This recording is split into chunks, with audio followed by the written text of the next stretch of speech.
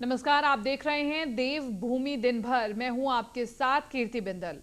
उत्तराखंड से आज की सबसे बड़ी खबर आपको बता रहे हैं। उपनेता प्रतिपक्ष भुवन कापड़ी को हाईकोर्ट से बड़ा झटका लगा है। यूके ट्रिपल एससी की सीबीआई जांच की मांग हाईकोर्ट ने खारिज कर दी है। कापड़ी ने पेपर लीक केस की सीबीआई जांच की मांग की थी। हाईकोर्ट की एकल पीठ ने अपना फैसला सुना दिया है। कांग्रेस विधायक और उपनेता सदन भुवन कापड़ी की उस याचिका को उत्तराखंड हाईकोर्ट ने निरस्त कर दिया, जिसमें भुवन कापड़ी ने UK triple SC paper leak case की जांच सीबीआई से कराने की मांग की थी। मामले को सुनने के बाद वरिष्ठ न्यायमूर्ति संजय कुमार मिश्रा की एकल पीठ ने निर्णय देते हुए याचिका को निरस्त कर दिया है। इस मामले में बीती 12 अक्टूबर को भी सुनवाई हुई थी, लेकिन तब उत्तराखंड हाईकोर्ट ने अपना फैसला सुरक्षित रख लिया था। आपको बता दें, कांग्रेस विधायक भुवन कापड़ी ने उत्तराखंड हाईकोर्ट में याचिका दायर कर UK triple SC paper leak case की जांच सीबीआई से कराने की मांग की थी। उनका कहना था कि एसटीएफ सही तरीके से जांच नहीं कर रही है। अभी तक जो गिरफ्तारियां हुई हैं, छोटे छोटे लोगों की हुई हैं, जबकि साजिश रचने वाले बड़े लोगों की अभी तक एक की भी गिरफ्तारी नहीं हुई है। इसमें यूपी और उत्तराखंड के कई बड़े अधिकारी व नेता शामिल हैं और सरकार उनको बचा रही है। इसलिए इस मामले की जांच एसटीएफ से हटाकर सीबीआई से कराई जाए, लेकिन उनकी इस याचिका को बड़ा झटका लगा है। भुवन कापड़ी जी ने जो याचिका उच्च न्यायालय में दाखिल की गई थी, यूके ट्रिपल एससी से संबंधित जो जांच को सीबीआई ट्रांसफर के लिए कहा था, जिसमें पिछले डेट में सुनवाई हो चुकी थी और जजमेंट रिजर्व था। आज प्रोनाउंसमेंट ऑफ जजमेंट था, जिसमें माननीय उच्च न्यायालय ने याचिका को खारिज कर दिया है तथा जो स्टेट गवर्नमेंट द्वारा जांच की जा रही है एसआईटी द्वारा, उस पर संतोष जारी किया। भुवन कापड़ी। देहरादून से अगली खबर बता रहे हैं। बीजेपी प्रदेश प्रभारी दुष्यंत गौतम का विवादास्पद बयान सामने आया है। दुष्यंत गौतम बोले हैं कि कांग्रेसी मंदिर में लड़कियां छेड़ने के लिए जाते हैं। दुष्यंत गौतम के बयान को लेकर कांग्रेस ने इसे दुर्भाग्यपूर्ण बताया इस बयान को, और बीजेपी के प्रदेश प्रभारी दुष्यंत गौतम ने एक विवादास्पद बयान दिया है। दुष्यंत गौतम का कहना है कि कांग्रेसी मंदिरों में लड़कियां छेड़ने जाते हैं। दरअसल कांग्रेस के राष्ट्रीय अध्यक्ष के चुनाव पर बोलते बोलते दुष्यंत गौतम कह गए कि राष्ट्रीय अध्यक्ष के चुनाव से हमें कोई दिक्कत नहीं है, दिक्कत उनकी उस विचारधारा से है जो सनातन धर्म का विरोध करती हैं, जो मंदिर में भी जाते हैं तो लड़कियों को छेड़ते हैं। दुष्यंत गौतम के इस बयान के बाद सियासी पारा चढ़ गया। कांग्रेस ने इसे दुर्भाग्यपूर्ण बताते हुए गुस्सा जाहिर किया है।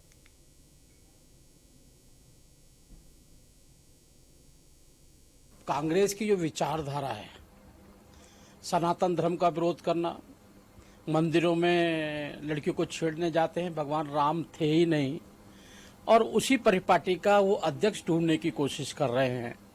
जो कहते हैं कि सनातन धर्म आ जाएगा तो देश के अंदर हाहाकार मच जाएगा, हिंदुत्व बढ़ जाएगा, तो ऐसा ही एक शख्स को ढूंढने की कोशिश की जा रही है।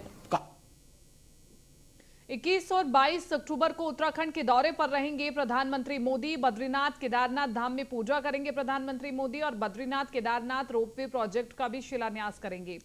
केदारनाथ धाम में पुनर्निर्माण कार्यों का भी जायजा लेंगे प्रधानमंत्री, और बद्रीनाथ में माणा गांव में लोगों को संबोधित भी करेंगे। 21 अक्टूबर को बद्रीनाथ धाम में ही रात्रि विश्राम करेंगे प्रधानमंत्री, और 22 अक्टूबर को सुबह तकरीबन 7:30 बजे बद्रीनाथ से देहरादून के लिए रवाना होंगे। प्रधानमंत्री नरेंद्र मोदी दिवाली से पहले बाबा केदारनाथ और बद्रीनाथ के दर्शन करेंगे। अपने इस दौरे के दौरान प्रधानमंत्री अपने dream project Sonprayag Kedarnath ropeway परियोजना का शिलान्यास भी करेंगे। पीएम नरेंद्र मोदी 21 अक्टूबर को सुबह 7:55 पर केदारनाथ हेलीपैड पहुंचेंगे। प्रधानमंत्री सुबह 8:30 बजे 9 बजे से लेकर के 9 बजे तक बाबा केदार का दर्शन पूजन करेंगे। इसके बाद PM Modi Kedarnath ropeway project का शिलान्यास भी करेंगे। शिलान्यास के बाद पीएम नरेंद्र मोदी आदि गुरु शंकराचार्य की समाधि के दर्शन करेंगे, और इसके साथ ही धाम के पुनर्निर्माण कार्यों का भी जायजा लेंगे, जिसके बाद सुबह तकरीबन 10:30 बजे बद्रीनाथ धाम के लिए प्रस्थान करेंगे, और 21 अक्टूबर को बद्रीनाथ धाम में ही रात्रि विश्राम करेंगे प्रधानमंत्री।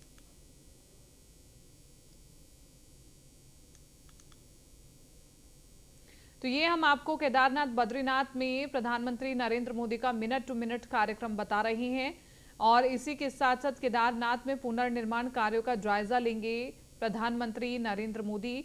इसके अलावा और जो कार्यक्रम रहने वाले हैं वो हम आपको बता रहे हैं। सुबह 10:30 बजे बद्रीनाथ धाम के लिए प्रस्थान करेंगे प्रधानमंत्री।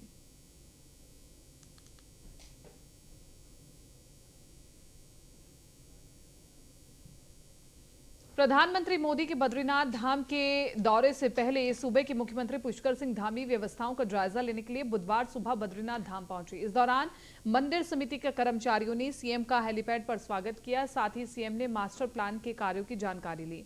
मुख्यमंत्री ने पुलिस अधीक्षक चमोली श्वेता चौबे से प्रधानमंत्री के आगमन की तैयारियों को लेकर सुरक्षा व्यवस्थाओं के बारे में भी जानकारी ली। इस मौके पर सीएम पुष्कर सिंह धामी ने कहा कि बद्रीनाथ मास्टर प्लान पर तेजी से काम चल रहा है और दिसंबर 2023 तक सभी काम खत्म करने का लक्ष्य रखा गया है।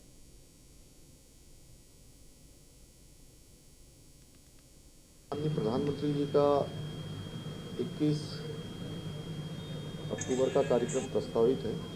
प्रातःकाल देहरादून पहुंचेंगे। देहरादून से केदारनाथ जी में जहां दर्शन करेंगे और दर्शन के बाद वहां के जितने भी काम चल रहे हैं उन सभी कामों का निरीक्षण करेंगे। इसके साथ साथ जो केबल कार केदारनाथ के लिए चलने वाली है उस केबल कार का भी शिलान्यास करने वाले हैं। तत्पश्चात बद्रीनाथ धाम जाएंगे और बद्रीनाथ धाम में जाकर वहाँ के जो मास्टर प्लान के तहत काम हो रहे हैं उन सभी कामों को देखेंगे और उनको देखने के बाद वहाँ पर जो हमारा हेमकुंड साहब के लिए जो रोपवे बनने वाला है, रोपवे और कुछ प्रमुख सड़कें हैं उन प्रमुख सड़कों का शिलान्यास करेंगे। साथ ही साथ माड़ा गांव में सीमांत क्षेत्र के लोगों को एक जनसभा की वहां पर उनके माध्यम से संबोधित करेंगे। देहरादून में बुधवार को मुख्यमंत्री आवास में सरकार संगठन में कोऑर्डिनेशन को लेकर के मीटिंग हुई और इस बैठक में बीजेपी प्रभारी दुष्यंत गौतम के साथ सीएम धामी, प्रदेश अध्यक्ष महेंद्र भट्ट और मंत्री प्रेमचंद अग्रवाल, सुबोध उनियाल, सतपाल महाराज और सौरभ बहुगुणा भी शामिल हुए। कैबिनेट मंत्री प्रेमचंद अग्रवाल ने कहा कि बैठक में उत्तराखंड से जुड़े कई अहम मुद्दों पर चर्चा हुई।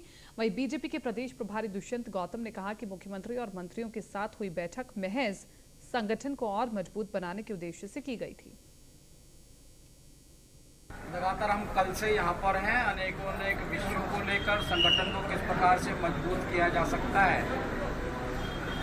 और संगठन को गति दी जाए, ऐसी बैठकें चली हैं। आज मुख्यमंत्री आवास पर बैठक थी, मंत्रियों के साथ भी बैठना हुआ, संगठन के लोगों के साथ भी बैठना हुआ और उसके माध्यम से सरकार द्वारा किए जा रहे जितने भी कार्य हैं किस प्रकार से जनमानस तक पहुंचाए जाए और जनमानस की जो वो हमारी उपलब्धियों के साथ साथ और क्या क्या इच्छा है उस इच्छा की पूर्ति होनी चाहिए, सभी का आकलन किया गया है और ये डिसाइड किया गया है कि आने वाले समय के अंदर जो भी हमारे प्रभारी मंत्री हैं अपने अपने प्रभार क्षेत्र में जाएंगे, वहाँ पर संगठन और सरकार का तालमेल बने और जो सरकार के माध्यम से जो कार्य कर रहे हैं उसको किस प्रकार से ज़्यादा उपयोगी बनाने इस पर सारी चर्चा।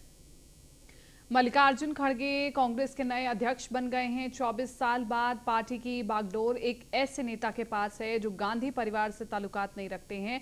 वहीं खड़गे के कांग्रेस अध्यक्ष बनने पर देहरादून में कार्यकर्ताओं में उत्साह देखने को मिला। देहरादून के प्रदेश कार्यालय में कांग्रेस कार्यकर्ताओं ने जमकर आतिशबाजी की और मिठाइयां बांटकर अपनी खुशी का इजहार भी किया। कांग्रेस नेताओं ने कहा कि मल्लिकार्जुन खड़गे के राष्ट्रीय अध्यक्ष बनने के बाद कांग्रेस में नई ऊर्जा का संचार होगा। साथ ही दावा किया कि राहुल गांधी व खड़गे के नेतृत्व में केंद्र की सत्ता में कांग्रेस काबिज होगी।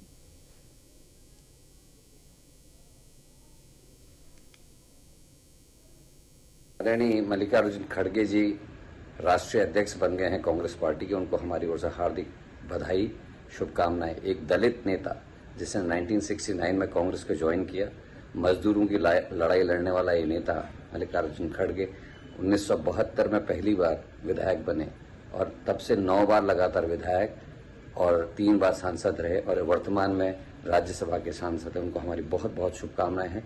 उम्मीद करता हूं कि उनके इस यात्रा में कांग्रेस और मजबूत होगी। आदरणीय मल्लिकार्जुन खड़गे जी राष्ट्रीय अध्यक्ष।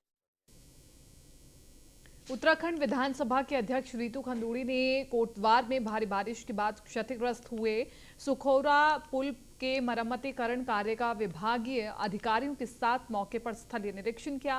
अधिकारियों के साथ बातचीत के बाद विधानसभा अध्यक्ष ने बताया कि 22 अक्टूबर से सुखरो पुल पर हल्के वाहनों की आवाजाही शुरू कर दी जाएगी। बता दें कि भारी बारिश के चलते बीते 1 सितंबर को कोटद्वार भाबर को जोड़ने वाले सुखरो पुल का 5 नवंबर पिलर क्षतिग्रस्त हो गया था, जिसके बाद विधानसभा अध्यक्ष ने लोक निर्माण विभाग के अधिकारियों को उनको दुरुस्त करने के निर्देश दिए थे। साहब से मेरी बात हुई है। 22 तारीख को उन्होंने कहा है कि लाइट व्हीकल के लिए खुलेगा, लेकिन उसके बावजूद मैंने उन्हें ये निर्देश दिए हैं कि 22 का मतलब ये नहीं है कि 23 को कुछ दिक्कत हो जाए। किसी भी प्रेशर में आने की आवश्यकता नहीं है। जब हम 1.5 महीने रुक चुके हैं तो 2-4 दिन अगर इधर उधर होता है तो इट रियली डजंट मैटर। हमें ये देखना है कि जो चीज़ हम बना रहे हैं और जिस पर इतना समय खर्च हुआ है, पैसा खर्च हुआ है, वो बिल्कुल सही तरीके से खुले। 24 घंटा इधर 24 घंटा उधर से कोई बहुत ज़्यादा फर्क नहीं पड़ता है। उसके बावजूद ई ने कहा है कि 22 तारीख को लाइट मोटर व्हीकल्स के लिए ये पुल खुलेगा। एग्जीक्यूटिव इंजीनियर साहब। उत्तराखंड पर्यटन विकास परिषद द्वारा आयोजित पिंडारी ग्लेशियर और बागची बुग्याल के लिए ट्रैक ऑफ द ईयर कार्यक्रम का बुधवार को पर्यटन मंत्री सतपाल महाराज ने शुभारंभ किया। इस कार्यक्रम में बलजूरी ट्रैक से सफल ट्रैकिंग करके वापस लौटे 12 सदस्यीय दल को पर्यटन मंत्री सतपाल महाराज ने सम्मानित करने के साथ पिंडारी ग्लेशियर और बागची बुग्याल के लिए ट्रैकिंग दलों को हरी झंडी दिखाकर रवाना भी किया। पर्यटन मंत्री सतपाल महाराज ने कहा, सर्दियां आते ही पहाड़ों पर पर्यटकों का आना काफी कम हो जाता है, जिसको देखते हुए पर्यटन विभाग विंटर डेस्टिनेशन स्थापित करने की योजना पर काम कर रहा है।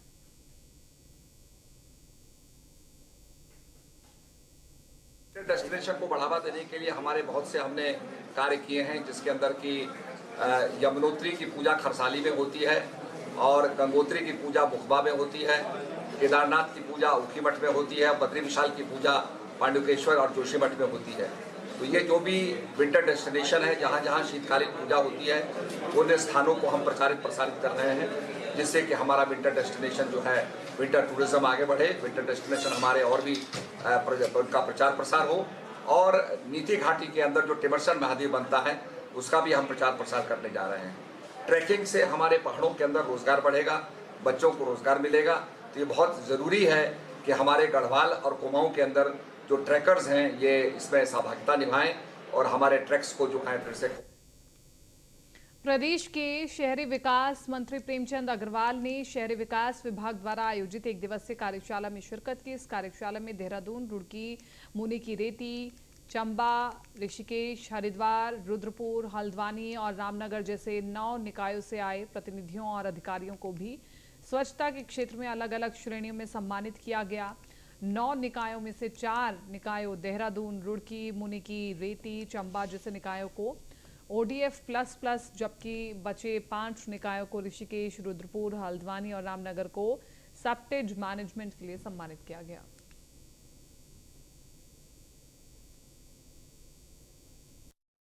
इस प्रकार से माननीय प्रधानमंत्री जी का ड्रीम प्रोजेक्ट है सफाई को लेके, और लगातार हमारा उत्तराखंड, हमारा राज्य उसमें उपलब्धियां हासिल कर रहा है। आप जानते हैं कि अभी कुछ दिन पहले महामहिम राष्ट्रपति के द्वारा भी हमारे उत्तराखंड राज्य को 6 पहली बार पुरस्कार हमें मिले। और आज भी हमने जो इस कार्यशाला में हम लोग यहाँ बैठे हैं, जिसमें NIUA के माध्यम से शहरी विकास विभाग जो हमारा विभाग है, उनके साथ एक कोलैबोरेशन हुआ है, उसमें MOU साइन हुआ है किस प्रकार से हम आगे और इसमें अच्छा काम कर सकते हैं। और उसमें तमाम हमारे आज विशेषज्ञ लोग इसमें उपस्थित हैं और निश्चित रूप से इस कार्यशाला से कुछ न कुछ मंथन निकलेगा जो आने वाले टाइम पे हमारे इस राज्य के लिए लाभकारी सिद्ध होगा। देहरादून के डोईवाला क्षेत्र में 15 अक्टूबर को दिन दहाड़े कैबिनेट मंत्री प्रेमचंद अग्रवाल के चचेरे भाई के घर डकैती का मामले का खुलासा करते हुए पुलिस ने 4 बदमाशों को नकदी और हथियार के साथ गिरफ्तार कर लिया। वहीं इस मामले में 5 आरोपी फरार बताए जा रहे हैं, जिनकी धरपकड़ के प्रयास जारी। गिरफ्तार आरोपियों के पास से पुलिस ने 5 लाख से ज्यादा की नकदी, 1 तमंचा, 2 जिंदा कारतूस और घटना में प्रयुक्त 2 कार और मोटरसाइकिल बरामद की है। देहरादून पुलिस ने इस मामले का खुलासा करते हुए बताया कि इस पूरी डकैती का ताना बाना मंत्री के भाई शीशपाल अग्रवाल के परिचित ठेकेदार महबूब ने रचा है। महबूब ने घर के सभी राज जानने के बाद डकैती वारदात को अंजाम देने के लिए मुजफ्फरनगर के रहने वाले तौकीर ज्ञान से हाथ मिलाया, जिसके बाद से इस घटना को अंजाम दिया गया था। इस मामले में पुलिस ने मुख्य आरोपी महबूब सहित मुनव्वर, शमीम और वसीम कुरैशी को यूपी के मुजफ्फरनगर और शामली के अलग अलग इलाकों से गिरफ्तार किया। पुलिस के मुताबिक अभी इस डकैती कांड में तौकीर गैंग के कुख्यात बदमाश रियाज मुल्ला, नावेद इकबाल, मेहरबान बावला, वसीम और तौकीर फरार चल रहे हैं। इनकी गिरफ्तारी के लिए अलग अलग टीमें लगातार उनके ठिकानों पर दबिश दे रहे। देहरादून एसएसपी दलीप सिंह कुंवर के मुताबिक इस डकैती को अंजाम देने वाले तौकीर गैंग के खिलाफ पश्चिमी उत्तर प्रदेश में हत्या, डकैती, लूट जैसे कई संगीन धाराओं में मुकदमा दर्ज है।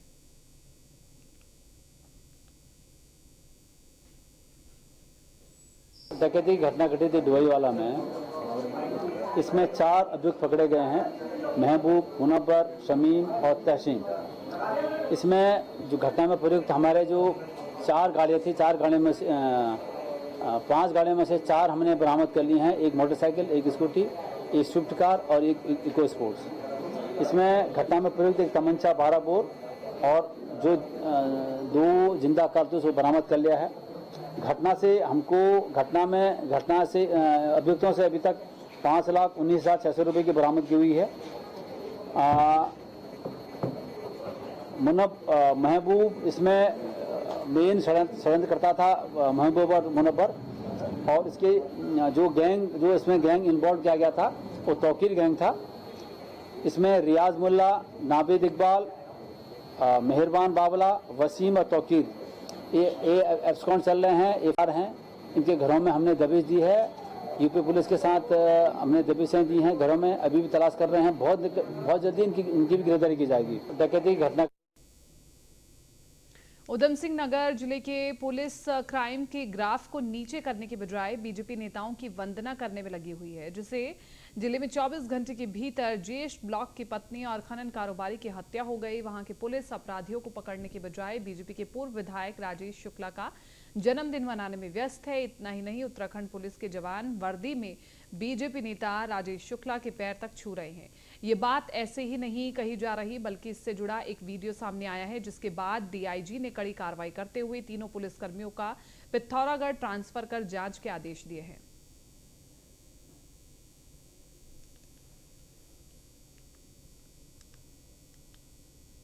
पौड़ी जिले में सेब की फार्मिंग को बढ़ावा देने के लिए जब कुछ योजना के अनुसार हुआ, तो आने वाले दिनों में पौड़ी जनपद में सेब की फार्मिंग काश्तकारों की आर्थिकी को मजबूत करेगी। साथ ही काश्तकारों को एप्पल फार्मिंग की आधुनिक जानकारी दी जाएगी। Indo Dutch horticulture cooperative federation और कोका कोला की ओर से जिले में काश्तकारों को एप्पल फार्मिंग के नए और आधुनिक मॉडल से बागवानी विकसित करने की कवायद शुरू हो गई है। पौड़ी के विकास भवन सभागार में चिकित्सा, शिक्षा, सहकारिता मंत्री डॉक्टर धन सिंह रावत ने काश्तकारों और Indo Dutch horticulture cooperative federation और कोका कोला के प्रतिनिधियों के साथ एक कार्यशाला का आयोजन किया। कार्यशाला की अध्यक्षता करते हुए शिक्षा मंत्री डॉक्टर धन सिंह रावत ने कहा कि आने वाले दिनों में जिले में सेब की खेती लहलहाते हुए नजर आएगी। उन्होंने कहा कि इससे न सिर्फ काश्तकारों की आर्थिकी को सुदृढ़ किया जा सकेगा, बल्कि जिले को एप्पल हब के रूप में विकसित भी किया जा सकेगा। धन सिंह रावत ने जिले में बागवानी क्षेत्र के विकास विकसित करने में